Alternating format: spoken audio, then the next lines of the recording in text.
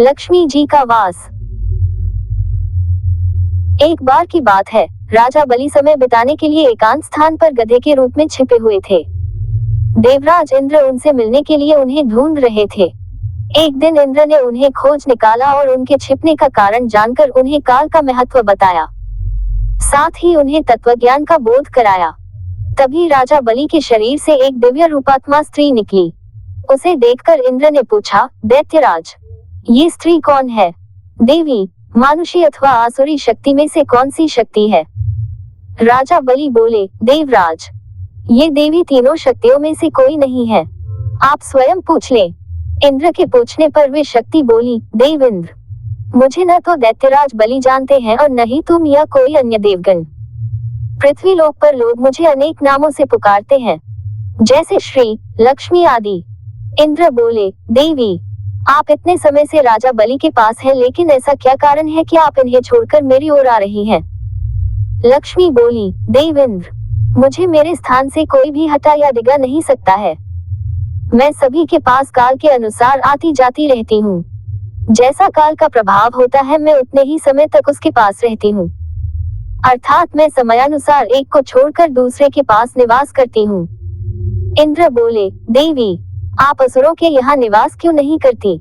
लक्ष्मी बोली, देवेंद्र, मेरा निवास वही होता है जहाँ सत्य हो, धर्म के अनुसार कार्य होते हो, व्रत और दान देने के कार्य होते हो। लेकिन असुर भ्रष्ट हो रहे हैं। ये पहले इंद्रियों को वश में कर सकते थे, सत्यवादी थे, ब्राह्मणों की रक्षा करते थे, पर अब इनके ये गुण नष्ट होते जा रहे हैं। ये तप उपवास नहीं करते, यज्ञ, हवन, दान आदि से इनका कोई संबंध शेष नहीं है। पहले ये रोगी, स्त्रियों, वृद्धों, दुर्बलों की रक्षा करते थे, गुरुजन का आदर करते थे, लोगों को क्षमादान देते थे। लेकिन अब अहंकार, मोह, लोभ, क्रोध, आलस्य, अविवेक, काम आदि ने इनके शरीर में जगह बना ली है। ये लोग पशु तो पाल लेते हैं, लेकिन उन्हें चारा नहीं खिलाते, उनका पूरा दूध निकाल लेते हैं और पशुओं के बच्चे भूख से चित्कारते हुए मर जाते हैं। ये अपने बच्चों का लालन पालन करना भूलते जा रहे हैं। इनमें आपसी भाईचारा समाप्त हो गया है। लूट, खसोट, हत्या, व्यभिचार, कलह, स्त्रियों की पतिव्रता नष्ट करना ही इनका धर्म हो गया है। सूर्योदय के बाद तक सोने के कारण स्नान ध्यान से ये विमुख होते जा रहे हैं। इसलिए मेरा मन इनसे उचट गया। देवताओं का मन अब धर्म में आसक्त हो रहा है, इसलिए अब मैं इन्हें छोड़कर देवताओं के पास निवास करूंगी।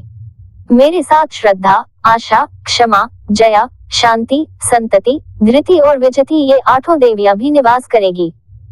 देवेंद्र, अब आपको ज्ञात हो गया होगा कि मैंने इन्हें क्यों छोड़ा है। साथ ही आपको इनके अवगुणों का भी ज्ञान हो गया होगा। तब इंद्र ने लक्ष्मी को प्रणाम किया और उन्हें आदर सहित स्वर्ग ले गए।